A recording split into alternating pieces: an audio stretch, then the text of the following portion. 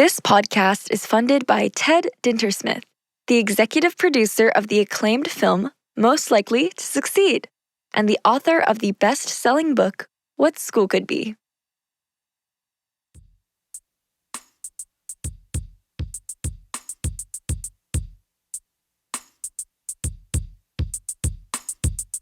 Hey everyone, welcome to the What School Could Be podcast. I am your host, Josh Rapoon. Before we start the show, please check out all the resources at whatschoolcouldbe.org and our global online community. If you are a committed education change agent ready to roll up your sleeves and reimagine teaching and learning, simply install the What School Could Be app on your mobile device or navigate to community.whatschoolcouldbe.org. I hope to see you there. Listeners, imagine a school not just built with bricks and mortar, but with hope. A place where students don't just learn, they lead. A space where innovation isn't a buzzword, it's the foundation of every single day.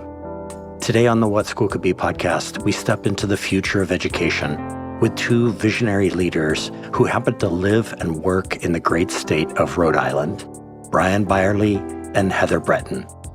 Heather grew up in Rhode Island, raised by a village. Her grandparents, her teachers, and a community that shaped her into the educator she is today. She's a believer in the power of connections, curiosity, and personalization, because no two students should or will ever walk the same path. Currently, she is the principal at Rhodes Elementary in Rhode Island's Cranston Public Schools. Bryan, also a Rhode Island native, found inspiration in the relationships he built while in school and on his life's journey. I ask him in this interview to reflect on how hope, the state motto of Rhode Island, and not just an abstract idea, is built from relationships, from moving at the speed of trust in a school culture where every voice matters. Bryan has been and continues to be the principal at Garden City Elementary, which is largely the focus of this episode. Together, they stand at the heart of Garden City, a groundbreaking school designed by Fielding International, not just for students, but with the entire Garden City community. Imagine a place where learning spaces flex and shift, where nature meets design, and where education is reimagined through the lens of choice, autonomy, and well-being. In this episode, we talk about what it means to design a school around students instead of fitting students into a school. We'll explore the discomfort of change, the thrill of transformation, and the small human moments that create lasting impact. We will address questions such as, how do learning environments contribute to deeper and collaborative learning? What does it look like when kids take charge of their own learning journeys? How can the physical spaces we build today shape the communities of tomorrow? And if you think this episode is just about one school, think again. This conversation is about the future of education itself. Nathan Strenke, the senior learning designer at Fielding International, wrote the following for this episode. Quote, I recommended Bryan and Heather for the What School Could Be podcast because of their remarkable leadership during the launch of Garden City Elementary School. They embraced learner-centered teaching, empowering others to transform practices and shift from isolated classrooms to collaborative environments where student agency and joy flourish. Their lived experiences exemplifies the heart of what school could be. So fasten your seatbelts, listeners. Here is my conversation with Heather Breton and Bryan Byerlee.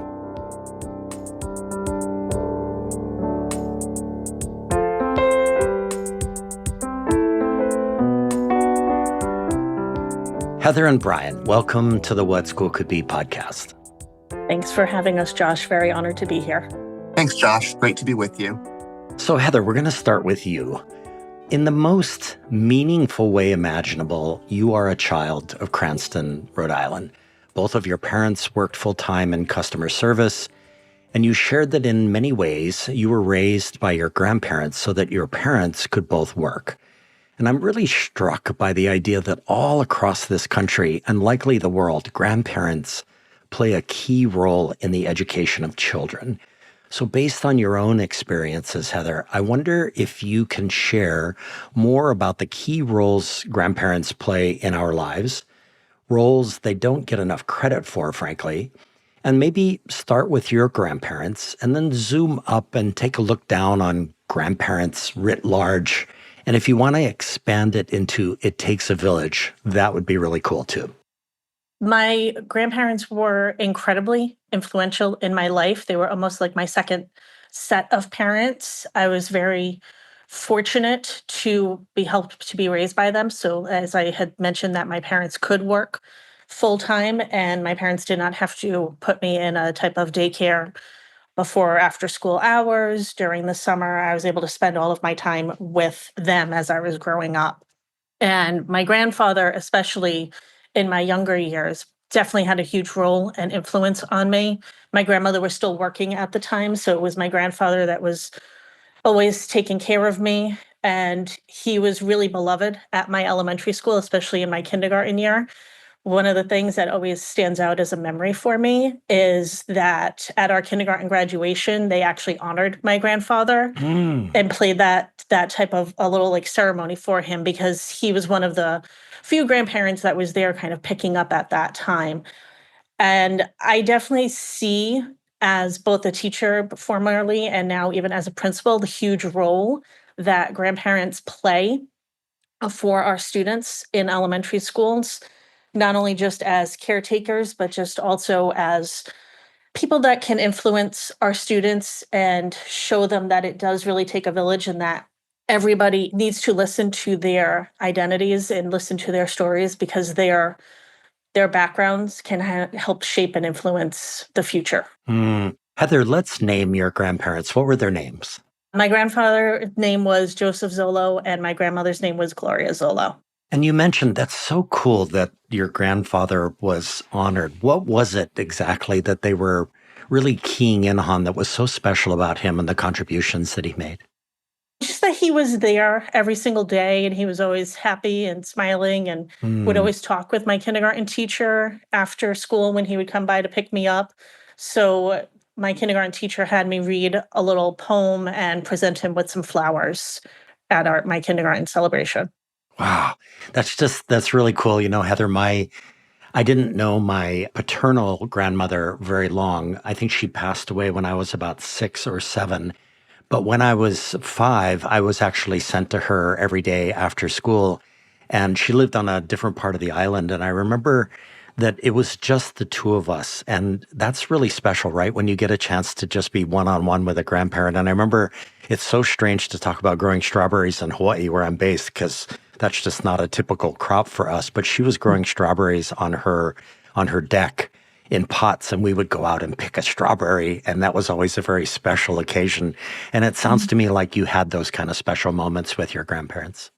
He certainly did. And I was very fortunate to have them in my life for over 20 something years before Mm. they passed. Yeah, yeah, absolutely. That's very special. So, Bryan, this might come at you out of left field, but my prep for today took me to a website that explained all the state mottos of the 50 states. And here is what I found out about Rhode Island, and I quote: "The official state motto of Rhode Island is simply hope. The state motto appears on the arms of the state, which appear on the Great Seal and state flag of Rhode Island. The use of the word hope was probably inspired by the biblical phrase, 'Hope we have as an anchor of the soul.'"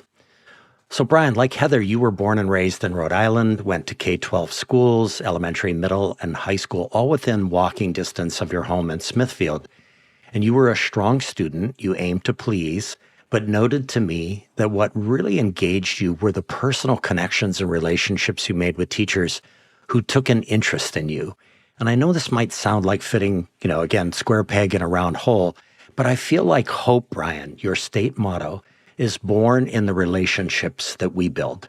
So would it be a fair statement that today, as a principal, you prioritize relationships partly because they are about building hope together with faculty, with students, with parents? And assuming your answer is yes, hope for what? Thanks for that question, Josh. And I feel like a proud Rhode Islander that when you were leading into that question, I wanted to raise my hand and say, I know this one. Our state motto is hope. Yeah. So Yes. absolutely, I feel like we're building hope for a stronger future for our students, for our families. And you're spot on in the fact that relationships have always been hugely important to me. And I think that when I was in school, there were definitely those teachers who worked to make those personal connections, and I felt that connection with. But many were just at kind of an arm's length. Mm. It wasn't quite as a personal experience for me as I feel like we're trying to create now, especially at Garden City School. So the fact that we've built this school, and we'll get more into that, I know, Yep. that's focused based on learning communities, we really strive to build strong connections with our students, between teachers and students, between teachers, myself, and our families. So I feel like we're on the same page, working towards a stronger, more connected experience in school for all of our students. That certainly builds a sense of hope for a successful school year, for a successful educational career, and a successful future. So, Bryan, if you have a recipe for a secret sauce that is building great relationships with parents in particular, but also, as you've talked about, with your faculty community and your students and staff, I think our listeners would love to know what the ingredients of that secret sauce is, and how do you start building relationships with people once they're underway, right? They're sort of like they have a life of their own and they have a momentum of their own, Mhm. but starting is the difficult part. Yeah, I think it really starts with listening and recognizing the true importance of the people that you have around you. And I think that there are so many principles across the country that subscribe to the same theory and work to the same level, that it's really about the people we work with, the Mm, staff we work with, the teachers, the students, the families. We're a people business. And there are so many programs out there and curricular tools out there that are excellent, but mm, it's really what you do with them and it's the people that you work on those things with. So my recipe is really getting to know the people that are around me.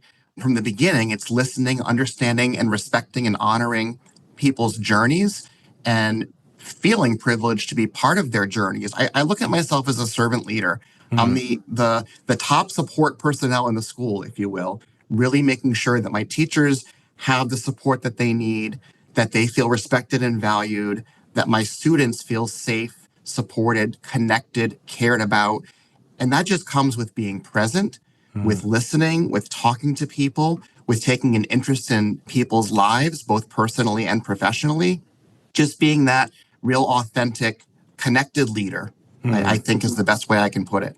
So I'm going to riff here for a second and actually ask the both of you this question, which is, it's so interesting to me, and it's never happened before in any of the previous 139 episodes that I've done, where I've had educators or education leaders be so close to the communities that they grew up in. And I wonder, Heather, I'll start with you, that somehow relationship building is actually enhanced when you are working and living in a place that you grew up. You know where I'm going with that? It's like there's Mhm. something to the building of relationships right from the very beginning that helps as you go through the process of building relationships with people who are coming in and out of your lives as principals, as education leaders. Heather, I wonder what you think about that.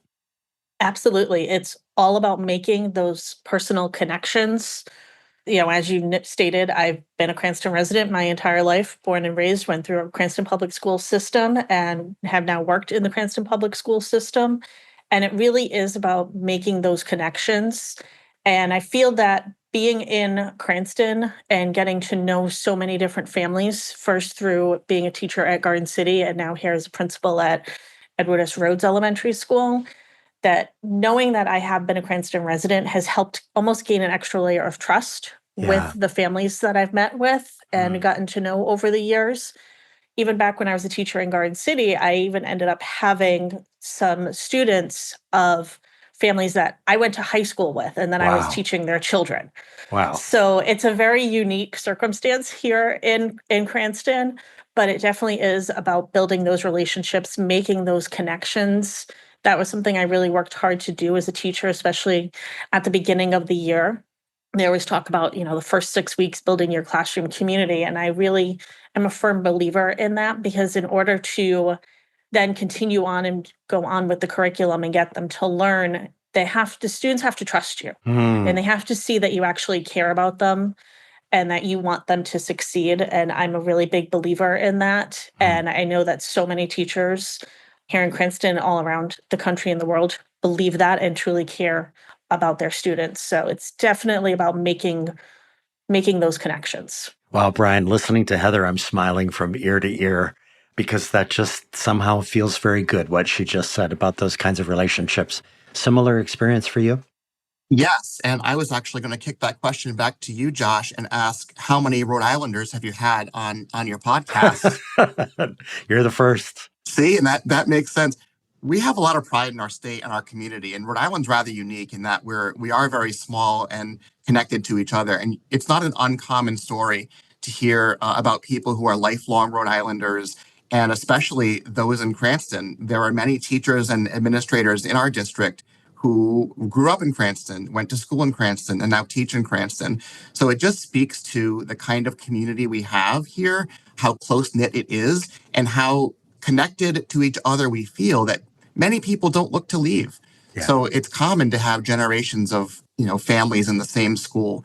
In the school I was principal at before Cranston, I had a wonderful, beautiful person for my administrative assistant who was in her 90s, if you can believe it, and still worked full time. And she just took pride in knowing all the students in the building as well as their parents and their grandparents. So it's not uncommon here to have that level of connection, which I think really builds very strong school communities and local communities. Yeah, that's great, Bryan. I grew up in very rural Windward Side, Oahu, and my mother was very close friends with the principal of my elementary school. And just as I was entering the second grade during the summer, the school actually burned down. It was a very old wooden school. And of course, us kids, and I've told this story before, us kids were all celebrating, thinking that we were not going to have to go to school. But my mother and the principal immediately geared up, and within weeks, they actually had portable classrooms built. And they brought the whole community together, which is a very tight-knit community, to get this school back up and running again. So I hear you loud and clear. It's just like so many things can happen. As you mentioned, a secret sauce. It's a secret sauce. So many things can happen when you actually have those kinds of relationships. So that's great. Okay, so Heather, you shared that the following books have been influential in your life as an educator: Developing Natural Curiosity through Project-Based Learning by Dana Lauer and Jill Akers, and Pathways to Personalization by Sean Rubin and Kathy Sanford. And you shared that you have gotten to know the authors of both of these books, and they helped transform your teaching practices. So I'm a huge fan, Heather, of reaching out to the authors of books I'm reading. Done it successfully many times over the years, and even brought the authors sometimes directly into my classroom, into my teaching. So in both cases, what were your interactions like? What did you learn? And in what ways did this feel like you were developing a partnership with them around, for example, curiosity and personalization?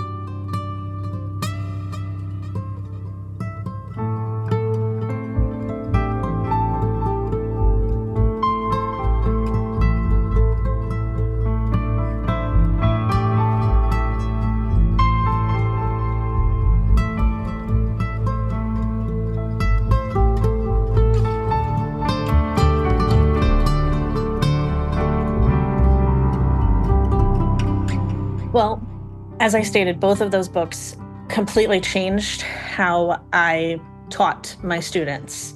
When I first started teaching, doing more of the whole class teaching, and then over the years, started to do focusing more on small group instruction, blended personalized learning, which is how I got to know Sean Rubin and Kathy Sanford. They worked with me. Sean had come into my classroom and helped me kind of create station rotation, which was my first gateway into changing my educational practices. Mm, And then when we were going through and doing all our professional development to prepare for the new redesigned Garden City Elementary School, we worked closely with Jill Akers. And we had read her book to kind of help prepare us for how to create and implement project-based learning in mm, our classrooms with our students. And getting to work with Jill most of the time was spent virtually with Jill because it was during COVID, but yeah. I did get the privilege of having her actually come. There was 1 year where she was actually able to come in person and work with us. And I just was in awe of her. Even during our Yeah. virtual sessions, I would just sit there and write notes of every single thing that she was saying and just trying to take it all in. And I really was able to learn so much from her about what project-based learning is and how you really can incorporate the community Mm. and give our students those real world experiences to help them with their learning. Wow, it's amazing. So, follow up, Heather. You wrote Mhm. that your philosophy of education centers on providing students with essential 21st century skills, fostering connections between learning and the real world, and providing, differentiated learning experiences tailored to individual student needs. So, given you wanted to be a teacher from a young age, when on the timeline of your journey, Heather, did it start to dawn on you that you had a real, honest to goodness, bona fide philosophy of education, especially one as progressive as the one that you have? Oh, it was well into my teaching years. I would say I've really had changed my educational philosophy over the years, and it's probably been this current philosophy that I have focused on, benefiting our students and personalizing the instruction, probably for the past like maybe 15 years or so. My philosophy had kind of taken different iterations over the years, but I feel I've had this for about like 15 years now. Hmm. And does it feel, Heather, as if that philosophy, I know this sounds kind of rhetorical, but it's growing and maturing and getting and being shaped by the experiences of each day that you are, both an educator and a principal at your school? Oh, absolutely. It's always something that's changing. You never want to be stagnant in education. You always want to be looking for what's best for our students. It may just be different educational trends that come up, but to really look into it Hmm. and see what can I use and how will it help benefit my students. So I'm always looking for new things. So I'm sure that my philosophy is going to continue to change. Hmm. And Bryan, a follow up for you on this topic. Again, we're going to get into the specifics of Garden City and how it was built and what it does as an educational space shortly. But I'm thinking back to what Heather said about, being raised by grandparents and about, it takes a village. And that it strikes me in this moment, Bryan, that the building of Garden City is a very wonderful example of it takes a village, including experts like Jill Akers and other authors and people who've got experiences that are really valuable to the process. Is that a fair way of looking at it? Yeah, we've had a lot of input into not just planning and building this space, but also utilizing it effectively. So, yes, Jill was a part of that. Nathan Strengy, who I believe you know and works for Fielding International, is an amazing person, has done some great work with us. So, yes, it's taken a village to bring our teaching staff to the place where they are, Yeah. where they're comfortable now sharing learning spaces and implementing the strategies Heather was speaking about. I watched Heather grow in her teaching role into a teacher leader and then into administrator. But her work with blended and personalized learning was just incredible. She was a teacher leader who inspired other people in our building to take on, different practices, break those proverbial walls down, if you will, and really started working on student agency Hmm. through station rotations and playlists. Those kinds of things carried into our new building. So yeah, the village professionals within our school, as well as the many experts on the outside that have helped to build this place and helped us to work very successfully in this place are innumerable.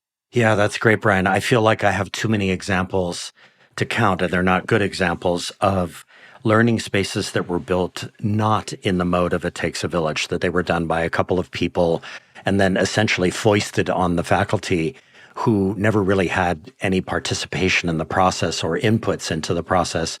And then on the other side of the coin, You've got the example that you just gave, and I've seen many of them where there was a real village that was working on a learning space to bring it to life. And it just seems so automatic that there's going to be joy in learning and lots of engagement when you have something like that happening. So this is great. Okay, so Bryan, one more question just for you before we go to our first break. You shared with me that you have seen Ted Dintersmith's now 10-year-old film, Most Likely to Succeed. And the reflection you wrote, Bryan, about its impact might be one of the great intake form submissions I have read in over 100 episodes. And you noted that the scene in the film where the teacher at High Tech High, his name is Mark Aguirre, leaves his students to figure out how to move the desks and chairs into a new Socratic seminar formation resonates deeply with you. So let me quote you here exactly. So you wrote, the discomfort and disorientation that was apparent with the group of students at High Tech High who were taking part in their first Socratic seminar reminded me of the first few weeks seeing my elementary age students in our new school, which offers flexibility within learning spaces, end quote. So Bryan, I'm not sure if you play golf, but your quote is like a big golf ball on the tee on a clear day. So let's have you step up and take a big swing and tell our listeners more about discomfort, new norms, and moving into the new Garden City Elementary School designed with Fielding International as a learning community. Wow. Well, if you've seen my golf swing, Josh, I hope that this ball that you're envisioning goes a whole lot farther than the actual one's ever gone. I'm sure it will. So that quote you shared was my real reaction when I saw that portion of the film. And I saw those students approaching that Socratic seminar. And I thought to myself, I've seen that look. I've seen the look that those kids have. And where I've seen it, for one, is in our cafeteria space, our community garden, as we affectionately call it here at Garden City School. You know, the way we brought students into lunch for many, many years was the same way that students were brought into lunch 40 years ago when I was walking into the cafeteria. And that was in a line. Yep. And you walked up to the bench at your assigned table, and where you were in the line was where you sat on the bench.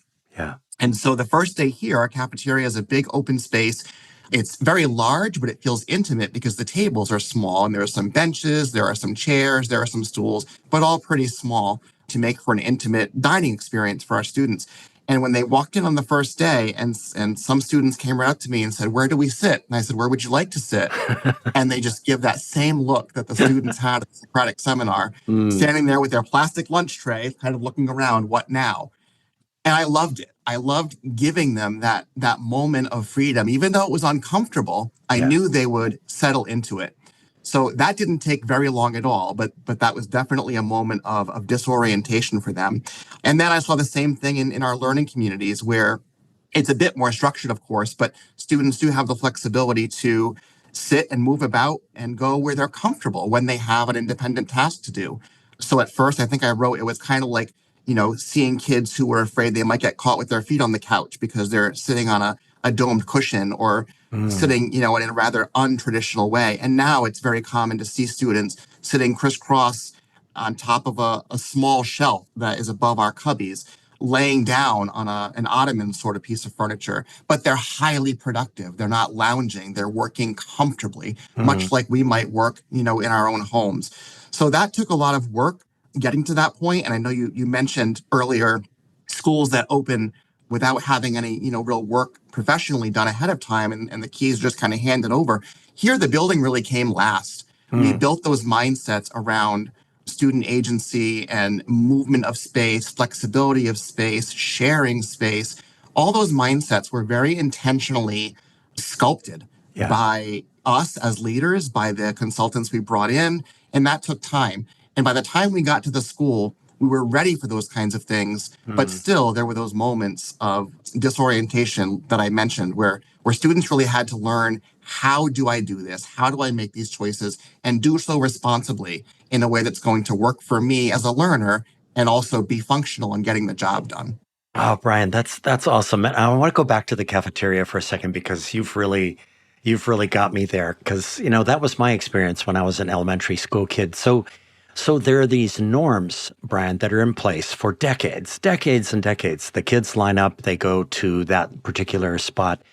When you opened up Garden City and you described that experience, what was the new norm that sort of slowly, I can imagine, asserted itself? There was something different that was happening there that had to do, I don't know, what did it have to do with? What was going on in that moment? What were the new norms that were established in the cafeteria?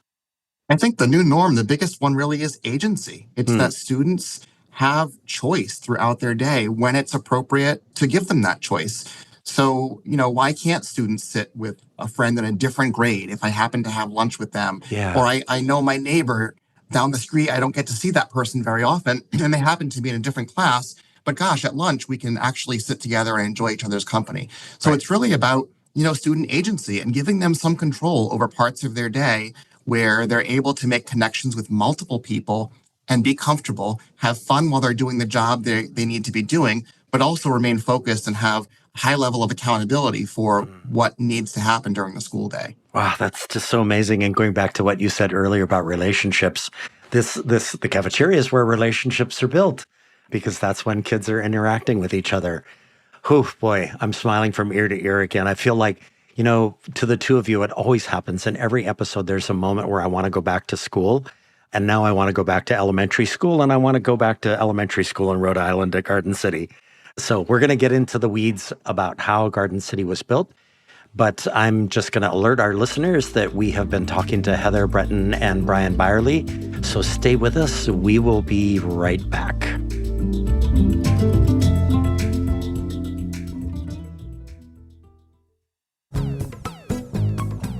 Hi, this is Greg Bear, along with Ryan Rudzeski, and we're the co-hosts of the Remaking Tomorrow podcast, a series of conversations about the future of learning. We encourage you to find and listen to the Remaking Tomorrow podcast wherever you listen to your pods. You'll find over 60 past episodes that you can browse and listen to whenever you'd like. Remaking Tomorrow is powered by Remake Learning. Learn more at remakelearning.org.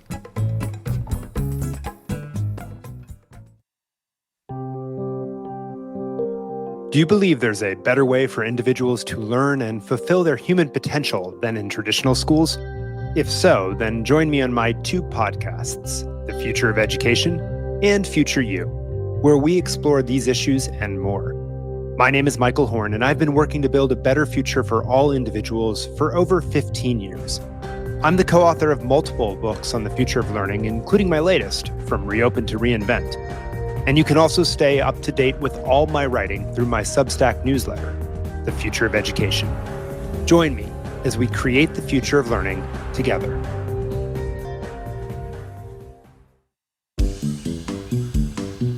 What does the future of learning look like? All the big changes going on in tech and society these days are raising tough and fascinating questions about education and where it's going. We dig into those questions every week on the EdSurge podcast. I'm Jeff Young, an editor and a reporter at EdSurge, and I sit down with educators, students, and scholars for frank and in-depth conversations about how education is changing. You can find the EdSurge podcast wherever you listen, or just go to edsurge.com and click on the podcast link. I hope you'll check it out.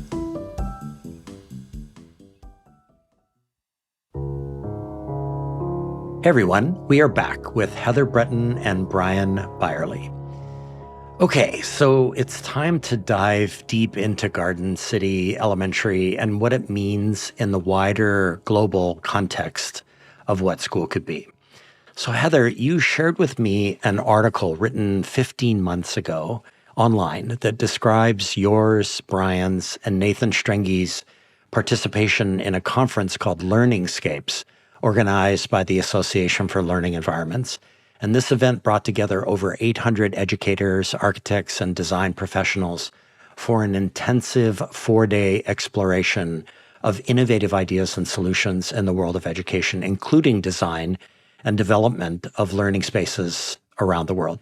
So you, Heather, plus you, Bryan, plus Nathan and Bridget Aloms, I hope I'm saying her name correctly, of Natural Pod, presented Garden City in the Cranston Public Schools and as an exemplar of innovative design married to innovative teaching and learning. So I thought we could do a lightning round that has the both of you providing commentary on key themes presented 15 months ago at that conference. And in each case, I will let you know who goes first and who follows up. Okay, so we're going to roll through these. So the first theme is balancing health and performance. So Bryan, how was Garden City designed to balance health and performance? And let me add that oftentimes emphasis on performance does not lead to physical or mental health.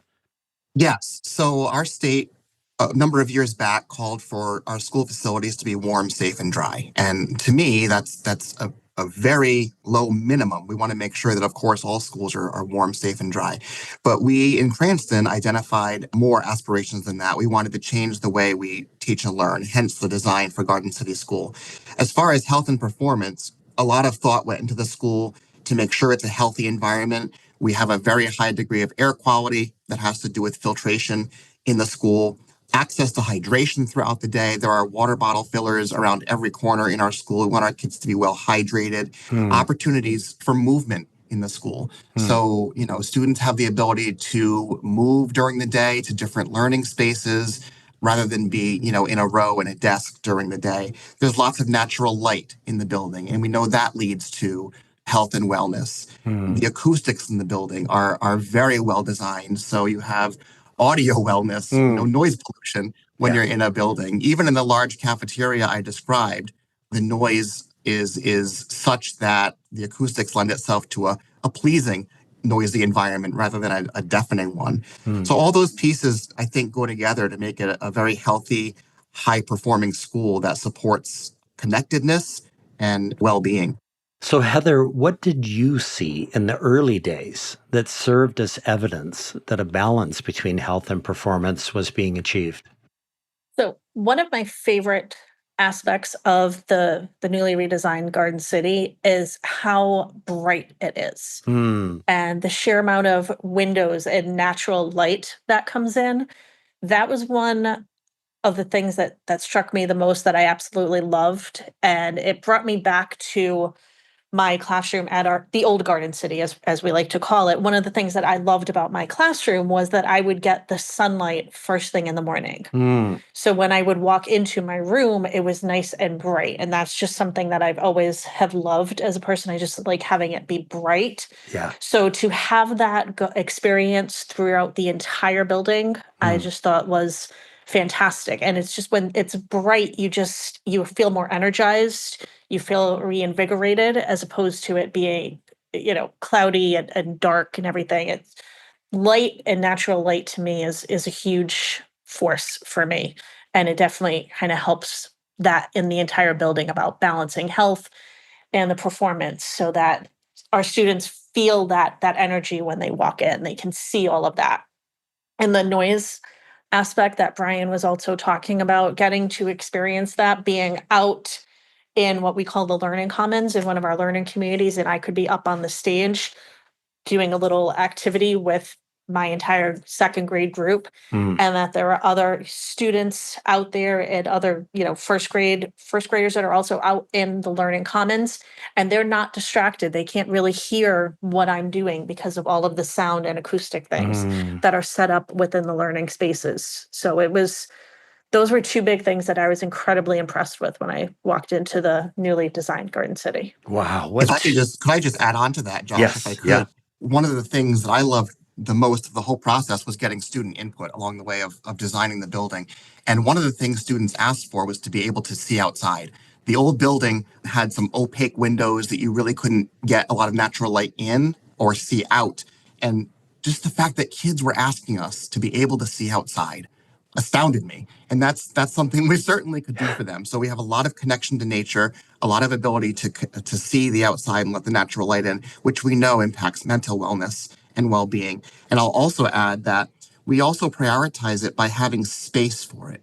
So we have 2 full-time social workers in our school. And in the old building, our social worker was, as probably is in the case in many buildings, in the basement, downstairs, in a dark place. Yeah. And how can we really work on social emotional learning and wellness in a dark, small room in a basement? It's just, it doesn't emphasize the importance of it. So now we have a space dedicated for that is bright and spacious and comfortable. So if we value it, we have to make a space for it.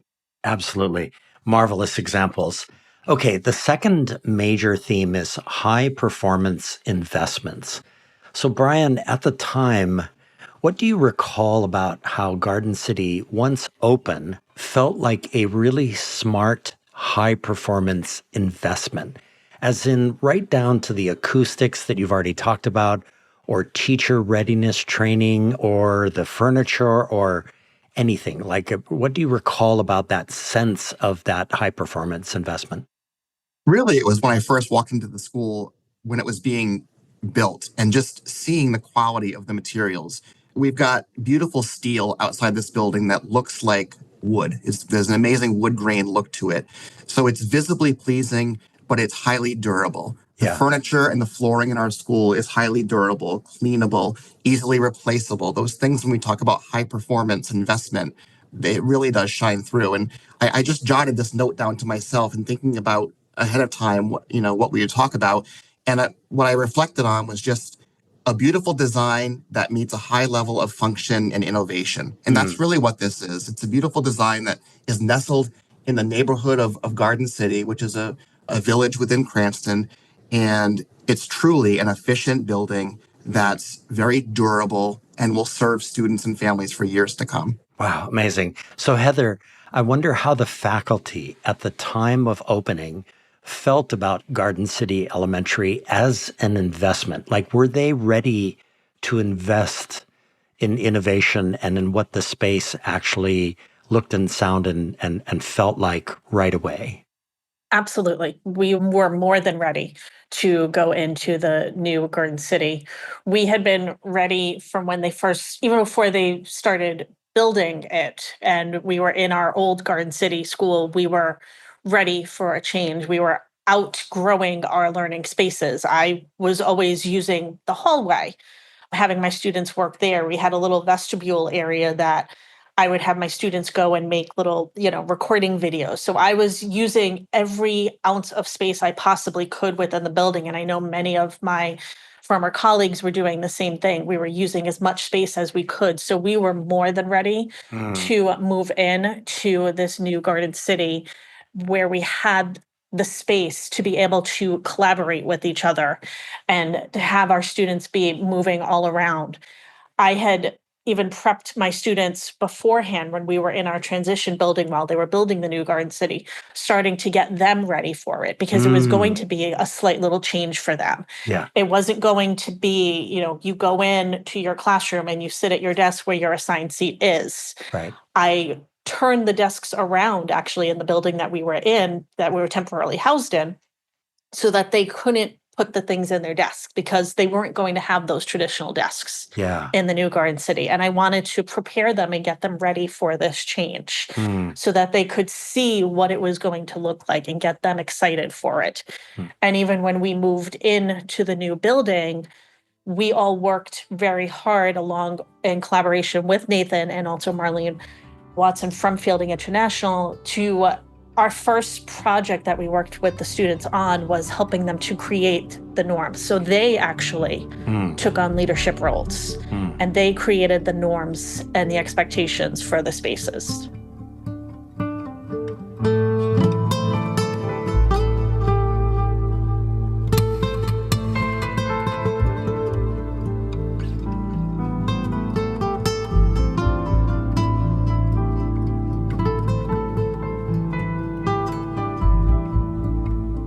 Wow, that's just remarkable. And thinking about, Heather, just the idea that, when you come into a space, the space is speaking to you as you come into it.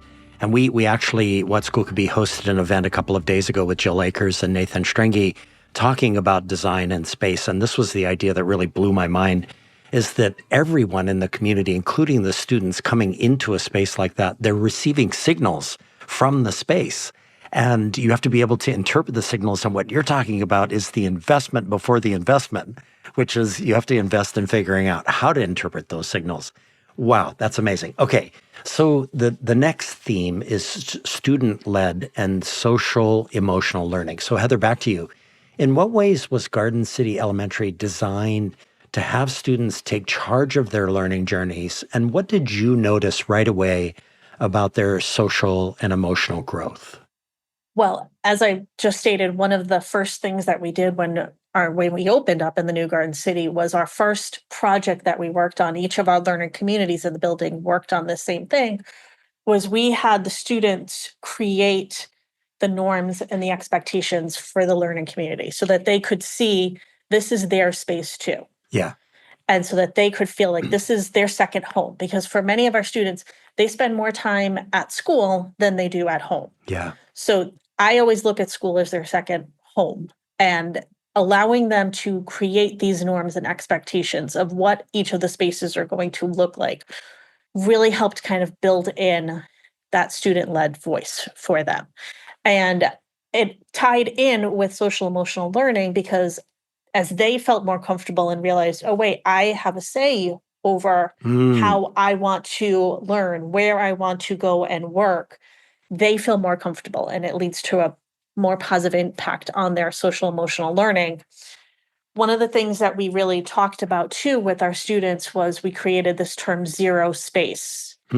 And so whenever they left an area, they had to reset it to zero space. Now, when they re-entered that area, they could set it up and arrange it however they wanted to, whatever was their preference. Right. But knowing that they then had to, when they left that space, put it at zero space so the next group of students could arrange it however they wanted. Wow. So getting students to see that they can do it however they want. And as long as they're comfortable and they're learning and they're finding joy in it, was very eye-opening and very positive for our students. Amazing. So, Bryan, during the design phase, how did everyone involved get to the why of students in charge of their learning journeys? And if not, how did you meet that challenge of getting to that why? We had started to do that work around the why in pockets along the way before we even really were talking about the building. We know that students need to develop agency in their learning in order to be most effective. We know that sitting and listening all day long, is not the way to go. So as we were talking about earlier, we had a lot of work going on around blended and personalized learning, getting students more engaged in things like station rotations, in utilizing a playlist to have some voice and some choice over the pace of their day, over the topics they're working on within a project, over the actual product they're presenting. So we were doing that work all along for a number of years leading up to the building project. And the building is just giving us the space that we require in order to do those things. Wow, amazing. Okay, so the next theme then, which makes total sense, is choice and autonomy. So Bryan, I'm going to stay with you. As one walks in the doors of Garden City Elementary, and I apologize for the closed nature of this question, but when does the significance of providing learners with choice in their learning process become evident? Like as soon as you walk in the door, how far into the building do you have to get, Bryan, before the significance becomes evident? Yeah, I think you're going to see that in layers in different places around the building. One of the first spaces you enter is that community garden, aka the cafeteria. Yeah. And you really do get that feel of choice and community in that space because you can see the small dining booths. You can see the large kiva, which for those that don't know what a kiva is, it's basically stadium seating that looks like a very large staircase that's meant for presentations, gatherings. It's really a gathering space. Yeah. So the sense of gathering and the sense of intimacy is in that space. So you definitely feel that. When you then walk into a learning community, if instruction happens to be going on, even first thing in the morning, from the moment students take their coats off and put them in their individual closed door cubbies, you'll see morning messages posted on boards that involve a personal message, that also involve what are the learning goals for the day, that have some choices on the board for students to get going on in the morning. And you'll see kids working in different spaces. So already you get a sense of, okay, the students have some ownership over how their day is going in this instance. In our younger grades, they're using a model of free choice play during the morning. And it's about a 10-minute window where the students just get to come in and go to a center where they'd like to interact with friends. And perhaps they're using magnet tiles, Perhaps they're using snap cubes. Perhaps they're drawing. It's whatever they want to do that morning for those first few entry minutes, which really sets the tone for the day. If they can have an opportunity to do something enjoyable, engaging, and also social, that really does set them up for a comfortable, happy, successful day. Wow, extraordinary. So, Heather, a different take on this particular theme. If a team from an elementary school in California is visiting Garden City Elementary in Rhode Island, what will they see in terms of evidence of a different educational paradigm or a shift in educational norms? They will see students taking more ownership of their own learning and being more independent with their learning and working and collaborating with other students on different projects. Hmm. It's not going to be, going into a traditional classroom and seeing the teacher at the front of the room doing lecturing. You're going to see teachers working more in small groups with students and students going off in different areas of their learning community to work independently on a task or to collaboratively work together on a project-based learning assignment where they're showing different aspects of how they want to demonstrate their learning. And they're going to be having, obviously, like you said, they're going to see the different examples of different types of furniture, but they're also going to see that the students know how to use these spaces Mm-hmm. and they don't get distracted by them. It's not, we talked about there's so much natural light and the students wanted that, but they're not distracted by that.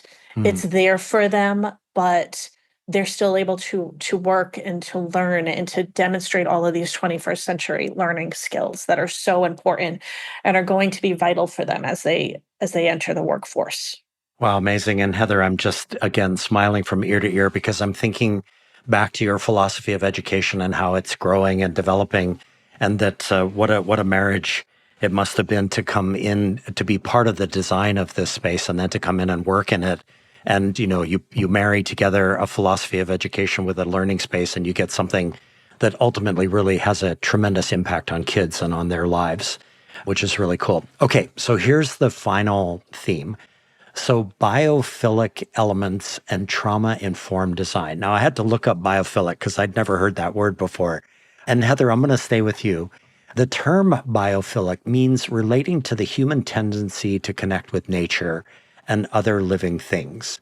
It can also refer to the practice of incorporating natural elements into the buildings and other spaces. So you've already talked about the brightness and that sense of kind of joy that comes with that sense of love that comes with that. But in what ways do the faculty and staff and students experience this connection, this biophilic sense day in and day out? Well, one of the things that's also at Garden City is there are about 3 outdoor classrooms that when the weather is great, we can go out there and we can take our students out there and they can learn and work and do lessons out there. I was doing, just regular lessons out there with my students. We had some different types of outdoor furniture set up for them and just allowing them that opportunity to be outside and get fresh air and still be learning and working and collaborating together was incredibly eye-opening and really a wonderful experience for the students because they want to be outside. They want to be able to get that fresh air and have those experiences, but they still want to be able to work and to learn. And having those outdoor classrooms was a huge game changer because, again, it just allowed another place for our students to go and to work. So, Bryan, to close out this awesome thematic deep dive into what Garden City is and what it represents, this interview is taking place in the dead of winter, and the East Coast experienced a wicked winter storm a few weeks ago. And actually, you've been experiencing, all of you in Rhode Island, been experiencing some really intense cold recently. In what ways does the biophilic concept play out in a Rhode Island winter at Garden City? Well, in the midst of all the cold we're having right now, this really is a very warm place. And I'm going to maybe sound a little corny with that when I'm talking about warmth and emotional warmth. Yeah. But yes, when we talk about letting sunlight in and using the outdoors, those are definitely part of it. I also think of the word, harmony when you're talking about biophilic, harmony with nature. But I think about students being in touch with their own needs, and being able to meet their own needs, and we can better meet their needs in the space we have, because there are quiet spaces all around this building where students are able to focus and teachers are able to teach. We also have the opportunity, as I said, for movement to go and move to a different place if you need to, based on what your needs are. We have these small cubes in our classrooms that have a cushion inside, and you'll often find one or two students in there, two students buddied together doing some reading or some whiteboard lab work together on a math assignment. So just the ability to access parts of space that enables you to do your best work as a learner, I think, is pretty harmonious. And before we go to break, listeners, I just have to make this particular comment, which is that if we imagine this part of the conversation that's just happened as a wonderful sort of East Coast seafood cioppino of sorts, and you're tasting it and you're saying to yourself, there's one ingredient in here that I just can't quite identify. I'll tell you what that ingredient is, and it's actually those Post-it notes that you described as kids come in, these little notes of affirmation or welcome, or here's what we're going to be learning today. My goodness, what a wonderful little design flourish, Bryan and Heather. That's genius in design as far as I'm concerned. So I just had to get that comment out there to our listeners. So, hey everyone, we've been talking to Heather Breton and Bryan Byerlee. Stay with us. We'll be right back.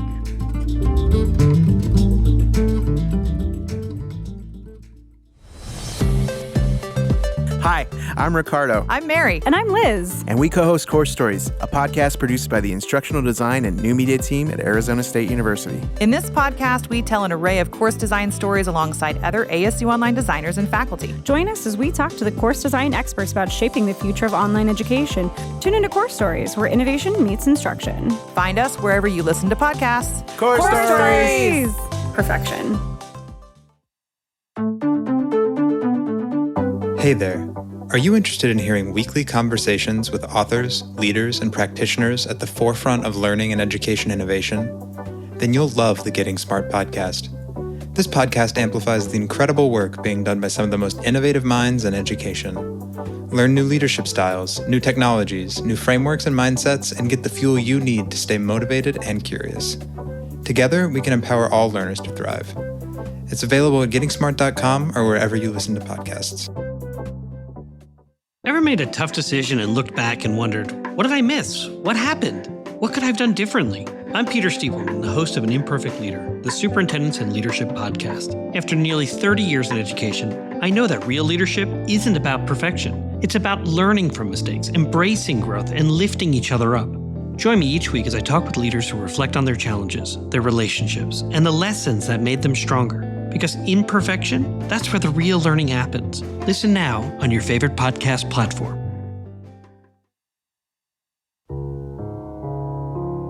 Hey everyone, we are back with Heather Breton and Bryan Byerlee.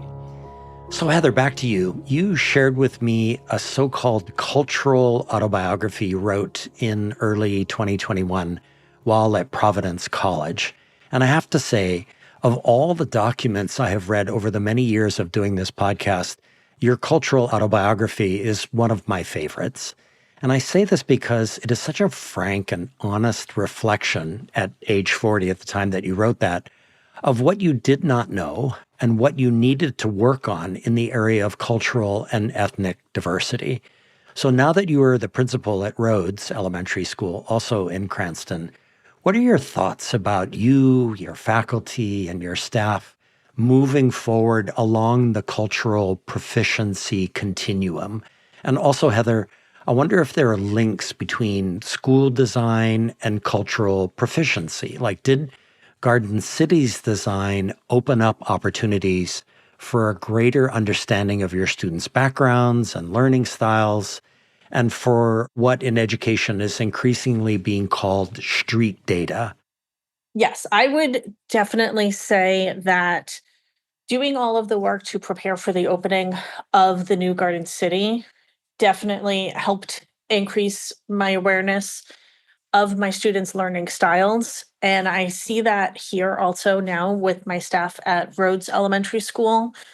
They are definitely aware of the different learning styles of our students and are working on meeting the needs of our students from all our different backgrounds. We have, a variety of students here, and they really work hard. They first start by building those relationships, which again is always the first step. They work really hard to build those relationships and establish those connections with their students. And they're really working on meeting our students where they are and helping them make progress along the way. Wow, amazing. So, Bryan, I'm going to have you weigh in on the notion that one's ability to know deeply your students, and actually let's include faculty and staff as well, is enhanced by the design of Garden City Elementary and schools like it. It is, simply because of the communal nature of them. We value community here. Students learn in community rather than in isolation. I want to underscore really the importance of the collaboration that our teachers do in Garden City. The traditional classrooms are very isolated in nature, and we look to one person to meet the needs of a very diverse group of students in front of them. And no one of us can, I think, meet the needs of every student alone individually. And here in our school, teachers are working together collaboratively in learning communities. And they're able to share students, work together with students.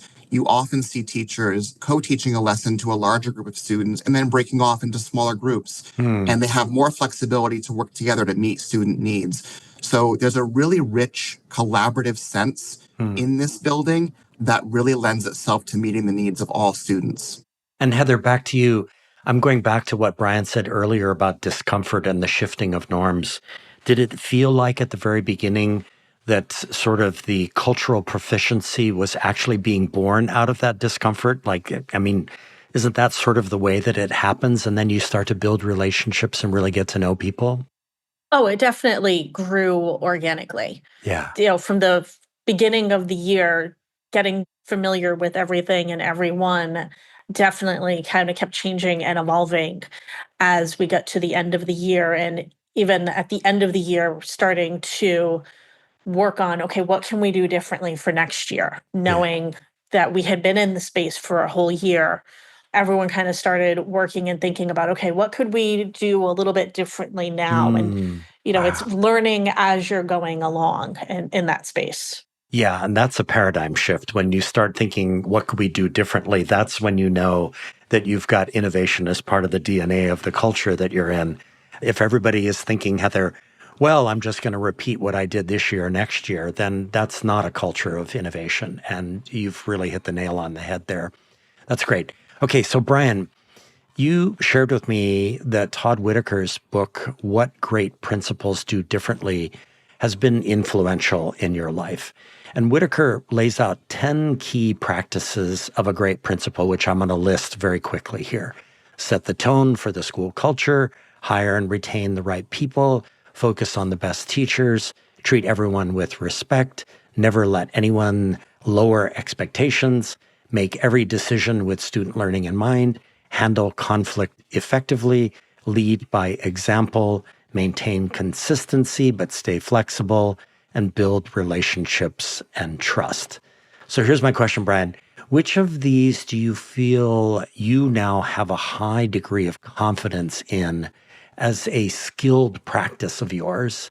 And which of these remains a joyful challenge to be worked on?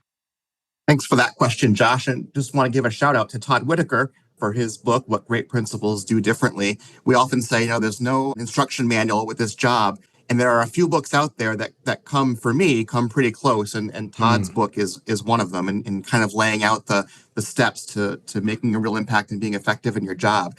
And I'm glad you didn't frame that question around mastery, because I don't know that I could ever answer that. But as far as feeling confident, I really feel confident in my ability to build relationships and trust. And I think that's so critical in a school, to have those strong relationships with students, with staff, with families. I believe I'm very approachable.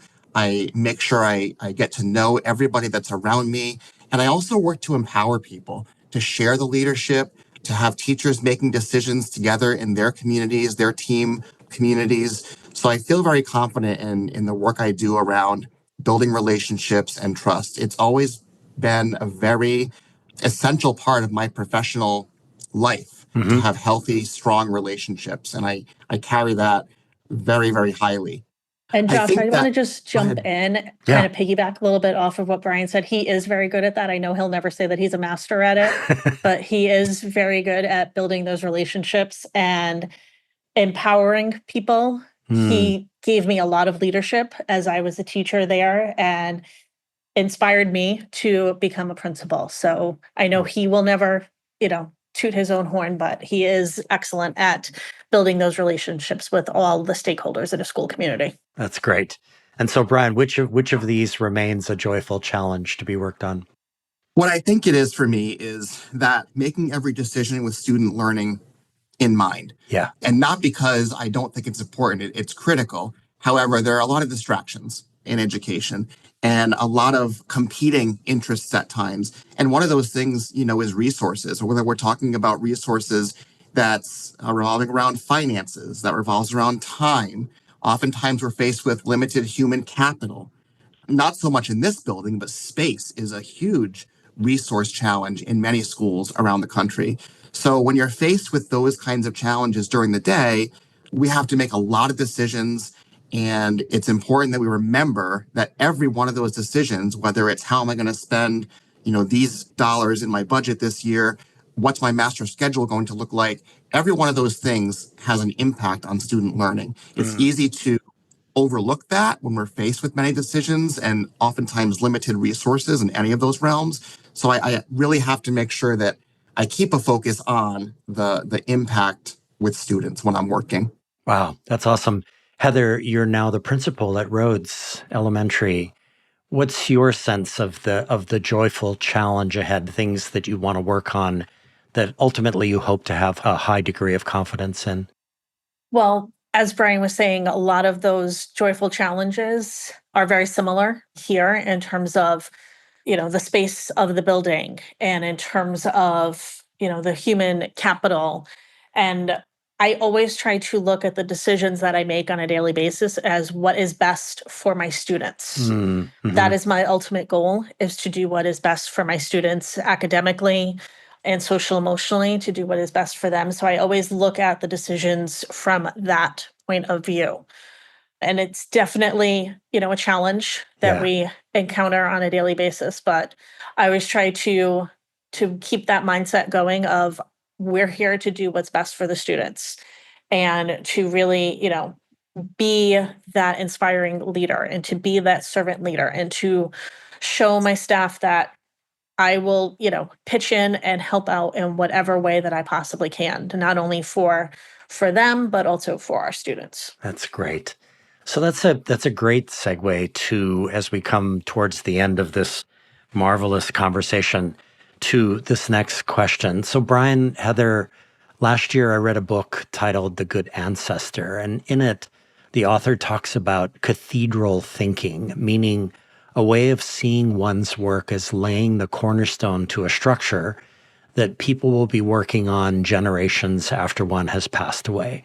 So 100 years from now, long after you two education leaders have passed on, how might those yet unborn come to understand Garden City Elementary, not just as an innovatively designed school, but as a cornerstone to something important to the world?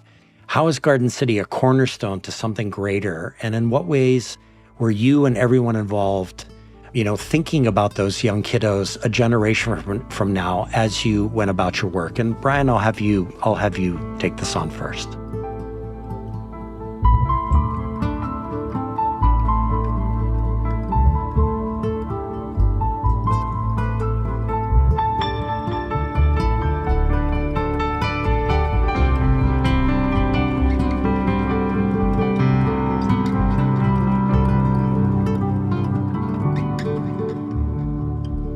Well, in true Rhode Island and Cranston fashion, I'm sure that 100 years from now, it will still be the students who are here. It will be their ancestors that are still here in Garden City. Yes. Because we like to say, no, I feel like the school we've built here is a beacon for Cranston, for Rhode Island, and for schools around the country. And I feel like we're leaving a legacy here, a true 21st century community-based school where collaboration meets innovative design in order to raise the learning for all students in our school.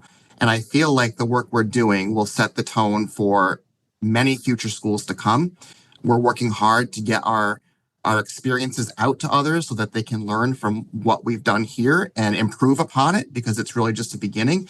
In many ways, I felt like an explorer going into this project because it really is a first of its kind anywhere around here. So we've learned a lot along the way. We're trying to share that learning. I know you have viewed the film series we created with Fielding International, and that really documents, I think, very well the learning we've done about being in a space such as this one and what other people can take away from that and improve on it as they go forward. But I hope that we inspire people to make the change to a more student-centered 21st century learning environment where all of our kids can thrive.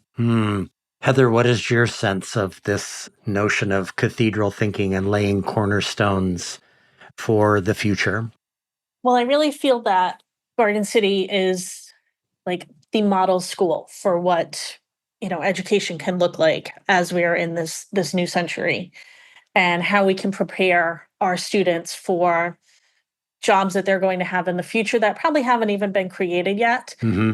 But it's also important that as teachers see either the film series or get an opportunity to visit Garden City in person, to even try to take certain little aspects away with them and how they can start to work on it now in their own buildings, which may not look like Garden City, which may look like traditional schools, but what can they shift in their educational practices so that it's a little more reflective of the learning that is occurring at Garden City? Heather, I'm going to stay with you for a second and run an idea by you. And then, Bryan, I'll come back to you for a reflection on that idea.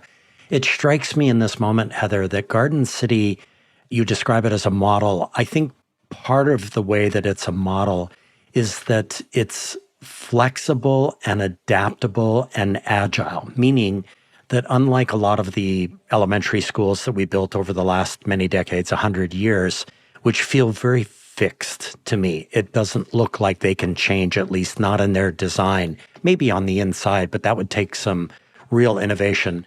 The Garden City itself is like a organic, living, breathing entity that can actually adapt and change in the years and decades to come. Do you think that's a fair way of looking at it? Oh, absolutely. I have gone back actually at a couple of points this year to visit Garden City. I've taken a couple of my teachers there to show them what Garden City looks like and the different types of flexible seating that's available. And I've seen already the changes that have occurred from one year to the next. So it is something that is always going to be changing from year to year as different staff go in and out. It's always something that's going to be changing and flowing. And as the world changes, so it changes to meet the needs of a changing world. Bryan, what do you think about that idea? Yes, the whole school is very adaptable to the needs of teachers and students. From every piece of furniture, many of which are on casters or easily movable, tables that can flip down to go from a writing surface to a whiteboard if you're sitting on the floor. Everything's adaptable. So the building and the pieces we have in the building work for us versus, us being stuck with the pieces that we have and finding workarounds, which teachers are masters at, finding workarounds with old buildings. So yes, the building works for us and will continue to do so in the years to come. Yeah, that's awesome. And Heather, I'll just mention that in that conversation that we broadcast with Jill Akers and Nathan Strenge, one of the most extraordinary parts of that conversation was about ways that education leaders in schools that were more traditionally built or have been around for a very long time, there are really extraordinary things that you can do as a leader to adapt yourself into a space that might appear to be fixed. For example, Jill went on this whole riff about what you can do in the hallways of traditional schools, and that you can set up learning environments and learning stations and things like that. And I was blown away by that. So for anyone listening, thinking to themselves, well, I don't get to have a Garden City, actually you can create Garden City at your school. It's not so much, right, Bryan, as a physical space as it is a way of being and a way of thinking and a way of putting students first. Am I? That's exactly right. And if you could see me, I'm nodding vigorously. That's exactly right. And that's, as we spoke about a little bit earlier, that's exactly what we did in the old building where we're in, preparing to be in this space, is change our practices.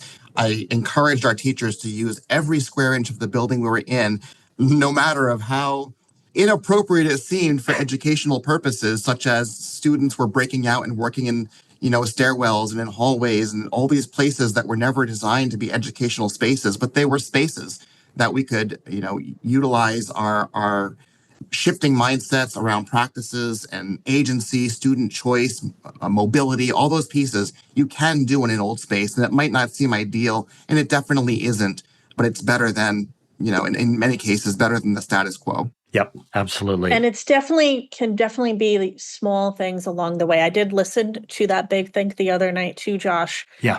And there are little things that can be done. So like here at Rhodes Elementary School, we have the same thing. Our students are working collaboratively out in the hallways and everything. So I was observing that, and I got them different types of flexible seating options so that they don't have to just necessarily be sitting on the floor if they don't want to. Yeah. I'm in the middle of getting some standing tables with whiteboard surfaces for the students to put in a couple of the classrooms. So just little changes like that along the way kind of get to shift some of those educational practices. That's awesome, Heather. And that's actually your philosophy of education on display right there. Mm-hmm. That's the adaptability and the innovation and creativity and imagination that we at What School Could Be are constantly trying to uncover. And that's why today is really special. So, Heather, I love to end episodes by giving guests the opportunity to shout out to someone upon whose shoulders they stand, that person who mentored, coached, guided, sponsored, and lifted them up. And you cited two individuals whose passion, you said, was contagious. I love that word, which is a wonderful metaphor. So how do you carry Stephanie DeChiro and Gail Jeske with you in your proverbial backpack each day? Well, they were the kindergarten and first grade teachers at Garden City when I first started teaching there, and they were incredibly inspiring to me, showing what teaching could look like. They were doing small group instruction before it was a thing, and getting to see that and getting to see the relationships that they built with the students and how they established those relationships with families. They would go to their students' sports games and really became a part of the school community. That is something that struck me in my early years, and that's something that I always strived to do, was to become part of my students' lives and to help establish those relationships. And I just learned so much from the both of them that they really showed me what being a teacher looked like. That's awesome, Heather. We have a new president of our University of Hawaii, which is a 10-campus system here in the islands where I was born and raised. And there is a sailing team, and I bet most people in Hawaii don't even know that the University of Hawaii has a sailing team. But she, within her first week, was spotted on the shoreline watching the sailing team compete. And it made the headlines on the front page. It was as if a miracle had happened, And to your point, exactly, it's those kinds of things that leaders do that really signal to everybody that they're there and that they want to build relationships with their community. So that's beautiful. Bryan, you cited your wife, Deb. So I wonder in what ways she is your rock of Gibraltar and your partner in this work of school leadership, which by any estimation can be very, very challenging emotionally, physically, even spiritually. Yeah, for sure it is. And I have learned from so many people along the way, and I couldn't do this job without all the support and the inspiration I've gotten from many. But when you pose that question, Deb is who came to mind. I'm very fortunate to have her by my side as my wife and my partner. She has just an amazing personality that can spread joy in any situation. So for a principal, yes, it's hard work. It can be long hours. To have someone to go home to and to rely on for that strength, for that companionship, for that understanding is just such a gift. And she's an amazing person in my life. She's raising our son in a beautiful way. She brings fun to every situation. And she's just a pillar of strength and pure joy. So I'm blessed and could not imagine doing this hard work every day without Deb by my side. That's awesome. So what we'll do is we'll dedicate this episode to Deb and Stephanie and Gail. And I just have to say to the two of you here at the end that, of course, we come right back to the state motto of Rhode Island. You have given me hope today, hope for the future of education in this country and also in the world. And I really appreciate all the time that you've put in engaging me along this prep journey that I've been on. I think that Garden City and what's happening in Rhode Island is a story that really needs to be told. And I'm really looking forward to getting this episode out there. And Bryan, yes, I will include a link to the Fielding International film that was made about Garden City in our show notes. I think everybody really needs to see that. It will bring hope and joy to them as well, and lots of light as well, right, Heather? Lots of light and love that you pull from that series. So thank you both very much. Really appreciate the both of you. And we look forward to getting this episode out in the next few days. Thanks so much, Josh.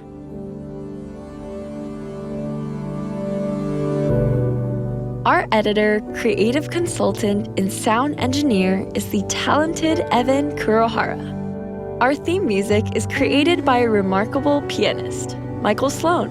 Producer of 12 albums with over 100 songs, Michael Sloan is featured in Apple Music, Spotify, and all major music platforms.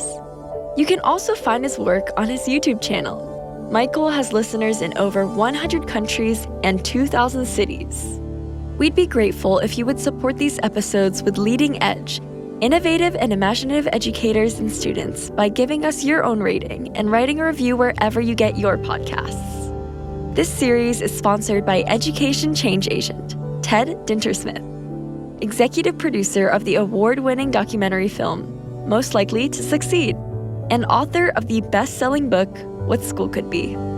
If you are committed to rolling up your sleeves and joining thousands of educators, business professionals, nonprofit leaders, and parents as we reimagine education to be relevant and learner-centered, please join the What School Could Be global online community. Simply log in to community.whatschoolcouldbe.org or download the What School Could Be app from your favorite app store. The What School Could Be podcast is brought to you by Josh Rapoon Productions. Send your feedback to josh@whatschoolcouldbe.org. Follow the show on Twitter @WSCB Podcast and on LinkedIn @Josh Rapoon. Listeners, one of the most important things we all can do is to bring kindness and compassion into the world. For sure, we need a surplus of both right now. Until next time, ahui ho, and thank you for listening to the What School Could Be podcast.